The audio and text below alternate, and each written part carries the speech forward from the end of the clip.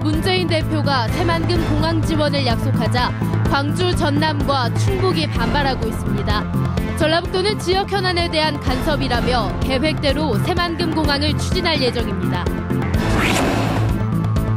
정부가 익산 국가식품 클러스터를 농식품 전문 수출 단지로 만들겠다고 밝혔지만 기반시설 공사 예산을 제대로 지원하지 않고 있습니다. 제1회 전국조합장 동시선거에서 전북에서 당선된 조합장 108명을 소개해드립니다. 농촌 마을이 많은 군산 지역에서 마을버스가 운행되지 않아 주민들이 큰 불편을 겪고 있습니다. 여러분 안녕하십니까? JTBC 8시 뉴스입니다. 광주, 전남에 이어 충청북도가 새만금 공항의 신설을 반대하고 있습니다. 전라북도는 지역 현안에 대한 간섭이라며 유감을 표시하는 한편 계획대로 새만금 공항을 추진하기로 했습니다. 김철 기자입니다. 이달 초 전북을 찾은 문재인 새정치민주연합 대표는 새만금 신공항의 지원을 약속했습니다.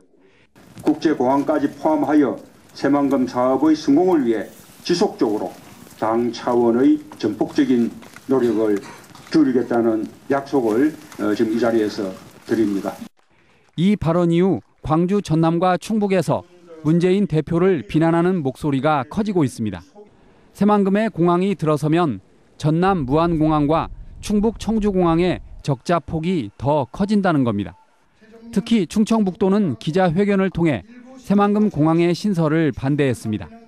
새만금 국제공항이 추진된다고 가정하면 청주공항을 비롯해 다른 지방공항들이 받게 될 타격은 불보듯 뻔한 일이며 전라북도는 새만금 신공항에 다른 지역이 개입하는 게 옳지 않다며 불쾌감을 드러냈습니다. 신보균 전라북도 행정부지사가 충북 행정부지사에게 전화를 걸어 충북의 새만금 공항 반대를 자제해달라고 요구한 것으로 알려졌습니다. 새만금 사업을 위해서는 국제공항이 꼭 필요한 시설입니다. 국토교통부의 제5차 공항 중장기 개발 계획에 국제공항 건설 수요가 꼭 반영되도록 최선을 다할 계획입니다. 광주, 전남과 충북의 새만금 공항 발목 잡기는 시간이 갈수록 더 심해질 것으로 보입니다. 전라북도는 그러나 주변 광역단체의 간섭에 개의치 않고 정부를 설득해 새만금 공항을 신설하겠다고 밝혔습니다. JTBC 뉴스 김철우입니다. 익산 국가식품 클러스터가 정부의 농식품 수출 전문단지로 집중 조명받고 있습니다. 정부가 지난주에는 이슬람 율법에서 허용하는 식품인 할랄 식품단지를 조성하기로 했는데요. 산업단지와 도로 등 기반시설 공사가 늦어져 대책 마련이 필요해 보입니다. 송창용 기자가 보도합니다. 지난해부터 공사를 시작한 익산 국가식품 클러스터 부지입니다. 가장 먼저 6개 정부 지원 시설을 짓는 공사가 이루어지고 있습니다. 국가식품 클러스터 전체 공정률은 10%입니다. 앞으로 국가식품 클러스터 조성에 필요한 사업비는 2,400억 원에 이릅니다. 산업단지와 정부 지원시설 건축에 1,496억 원이 필요하고 지원시설 운영과 기업 지원에 893억 원이 듭니다. 이 가운데 국가 예산은 1,000억 원입니다. 그러나 정부의 예산 지원은 부진하기만 합니다. 올해 확보액은 요구액의 30% 수준인 100억 원입니다. 내년에 한꺼번에 500억 원을 확보하지 못하면 올해 말에서 2017년으로 미룬 완공 시기를 또다시 미룰 수밖에 없습니다. 저희가 그런 것도 감안해서 109부터 지금 분양을 시작했어요. 국가식품 클러스터를 활성화하기 위해 추진하는 도로망 구축 또한 터덕거리고 있습니다. 국가식품 클러스터 진입도로인 지방도 722호선을 확장하기 위해선 지방 예산이 한 해 100억 원씩 2020년까지 500억 원이 필요합니다. 그러나 한 해 확보할 수 있는 예산은 50억 원가량에 그치고 있습니다. 국가식품 클러스터를 예정대로 추진하기 위해서 국가 예산 확보와 산업단지 조성을 차질 없이 진행할 것입니다. SOC 사업도 공기 내 완공토록 최선을 다하겠습니다. 정부가 익산 국가식품 클러스터를 농식품 수출 전문단지로 만들 뜻을 밝히면서 국내외 기업들의 수요가 늘고 있지만 기반 시설을 때맞춰 조성하지 못한다면 기업 유치에 차질이 빚어질 수 있습니다. JTBC 뉴스 송창용입니다. 공정거래위원회가 로컬 푸드 활성화 같은 조례를 폐지하거나 개선하라고 요구하자 전라북도가 시도지사 협의회를 통해 공정위에 항의하기로 했습니다. 공정위는 로컬 푸드 활성화와 지역 건설 산업 활성화, 지역 LED 조명 우선 설치 같은 조례가 다른 지역의 기업을 차별한다는 이유로 오는 6월까지 폐지를 요구했습니다. 그러나 전라북도는 이른바 착한 조례로 불리는 이들 조례가 지역 경제 활성화에 큰 도움이 된다며 시도지사 협의회를 통해 공정위에 항의한 뒤 이들 조례의 존치를 요청하겠다고 밝혔습니다. 유치원과 어린이집에 다니는 어린이의 안전한 급식을 위해 어린이 급식관리지원센터를 추가로 설치합니다. 전라북도는 지난달 전주시 완산구와 덕진구, 부안군에 어린이 급식관리지원센터를 설치한 데 이어 이달부터 고창군과 정읍시, 진안군에 차례로 급식관리센터를 만들기로 했습니다. 이들 지역에 급식관리센터를 설치하면 전부 급식관리센터는 모두 10곳으로 늘어나게 됩니다. 이번엔 어제 치러진 전국 조합장 선거 당선자들을 살펴보겠습니다. 전주농협 박석유 당선자, 전주원예농협 김우철 당선자입니다. 군산농협 강춘문 당선자, 옥구농협 고석중 당선자, 군산원예농협 이태세 당선자입니다. 군산수협 김광철 당선자입니다. 금마농협 백낙진 당선자, 삼기농협 정세환 당선자, 여산농협 박성배 당선자, 오산농협 강상원 당선자, 익산원예농협 김봉학 당선자입니다. 정읍농협 윤하명 당선자, 황토현농협 옥이코 당선자, 정읍산림조합 김민영 당선자입니다. 남원농협 박기열 당선자, 남원축협 강병무 당선자입니다. 김제농협 고성곤 당선자, 금만농협 최승훈 당선자, 동김제농협 장창호 당선자입니다. 금산농협 이민섭 당선자, 김제산림조합 함길권 당선자입니다. 고산농협 국영석 당선자, 상관농협 이재욱 당선자, 운주농협 주지용 당선자, 이서농협 오효택 당선자입니다. 진안농협 김문종 당선자, 전북인산농협 정동식 당선자입니다. 무주농협 곽동열 당선자, 장수농협 김용준 당선자입니다. 오수관촌농협 김하군 당선자, 임실산림조합 정인준 당선자입니다. 순창농협 이대식 당선자, 순창산림조합 김규철 당선자입니다. 고창농협 유덕근 당선자, 흥덕농협 이상겸 당선자, 고창산림조합 김영건 당선자입니다. 개화농협 이석훈 당선자, 부안중앙농협 신순식 당선자입니다. 어제 치러진 제1회 전국 동시조합장 선거에서 현역 조합장의 절반이 교체돼 조합 운영에 큰 변화가 뒤따를 것으로 보입니다. 전라북도 선거관리위원회는 농협 46곳, 산림조합 7곳, 수협 1곳 등 전체 108개 조합 가운데 50%인 54곳에서 조합장이 교체됐다고 밝혔습니다. 이에 따라 조합원 환원사업, 배당, 경제사업과 상호금융 업무 등 조합의 주요 사업에서 변화가 예상되고 있습니다. 전북에서 조합장에 당선된 14명이 수사 대상에 올랐습니다. 전북경찰청은 이번 선거를 통해 선출된 전북의 조합장 108명 가운데 현재까지 14명이 수사 대상에 포함됐다고 밝혔습니다. 경찰은 또 선거와 관련한 불법행위 75건에 91명을 적발해 12명을 불구속 입건하고 73명에 대해 수사를 진행 중입니다. 대중교통 이용이 적은 농촌 마을이나 벽지에서는 마을버스가 주민들의 발이 되고 있죠. 군산에도 농촌 마을이 많지만 마을버스가 운행되지 않아 주민들이 큰 불편을 겪고 있습니다. 김진영 기자가 보도합니다. 20여 가구가 모여 사는 군산의 한 농촌 마을입니다. 주민들은 시내버스를 이용하려면 2km가량 떨어진 정류장까지 걸어가야 합니다. 너무 멀어갖고 종점도 저기 오고 모든 것이 다 그렇게 해서 이 밀고 댕기는데 밀고 거기까지 나가들 못해요. 모든 게 병원에도 못 가지, 약도 못 하지, 하나둘 불편한 것이 아니요. 시내버스가 2시간에 한 대꼴로 다니는 이곳도 주민들이 군산 시내를 나가려면 면 소재지까지 택시를 이용하는 게 훨씬 빠릅니다.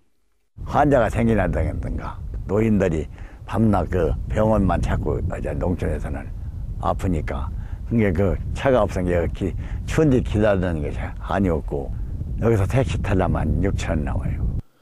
군산에는 읍면 지역이 11곳에 이릅니다. 그만큼 농촌 마을이 많다 보니 마을버스에 대한 필요성이 커지고 있습니다. 시내버스와 연계해 마을버스를 운행하면 시간과 비용 부담이 크게 줄기 때문입니다. 군산시는 그러나 예산 부담을 이유로 마을버스 도입에 소극적입니다. 대신 마을택시 도입을 검토하고 있습니다. 경제적으로도 마을택시를 운영을 하게 되면 그냥 현재 그 지원하는 그 부분만 어느 일정 부분만 계속 지원해주면 돼요. 다른 인건비를 증가시켜줄 필요도 없고. 하지만 마을택시도 전면 시행되기까지 많은 기간이 걸릴 것으로 보여 농촌 주민의 교통 불편은 당분간 계속될 것으로 보입니다. JTB 뉴스 김진형입니다.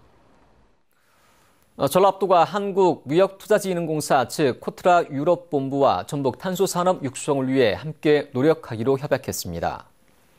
이번 협약에서 코트라 유럽본부는 전북 탄소산업 유럽 거점 확보와 글로벌 연구기관 전북 유치를 지원하기로 했습니다. 이에 앞서 전라북도는 군산에서 화학공장을 운영하고 있는 독일 바스프 본사를 방문해 투자 확대를 논의했습니다. 유네스코 인류 무형문화유산으로 등재된 농악을 활성화하기 위해 올해 다양한 사업이 펼쳐집니다. 전라북도는 올해 농악의 기록화 사업을 지원하고 국립무형유산원, 세계소리축제와 연계해 농악 행사를 후원하며 학교별, 읍면별 농악 동호회 활동을 늘리기로 했습니다.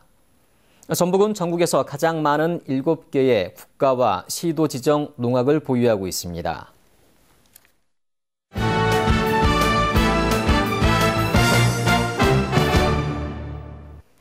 생활체육인들의 최대 축제인 동호인 리그가 시작돼 7개월 동안 대장정에 들어갑니다. 전주대 태권도학과 재학생들이 태권도 시범단에 잇따라 선발됐습니다. 스포츠 소식 정원희 기자입니다. 생활체육인들의 대잔치 동호인 리그가 본격적으로 시작됐습니다. 축구와 야구, 게이트볼 등 15개 종목에서 1,800여 개 클럽, 모두 4만 5천여 명이 참가해 7개월 동안 실력을 겨룹니다. 10월에는 군산에서 300여 개 클럽이 왕중왕전을 갖습니다. 갈수록 많은 분들이 이제 참여하고 있기 때문에 내년부터는 좀 더 기간도 좀 늘리고 또 예산도 좀 더 투입해서 전주대 태권도학과 재학생 3명이 국기원 태권도 시범단에 선발됐습니다. 이에 따라 전주대는 세계 태권도 연맹과 대한태권도협회, 국기원 시범단에 전국에서 가장 많은 13명이 활동하게 됐습니다. 이들은 시범 공연을 통해 세계에 우리나라를 알리는 민간 외교관 역할을 할 예정입니다. 저희 훈련도 좀 혹독하기도 하고 그다음에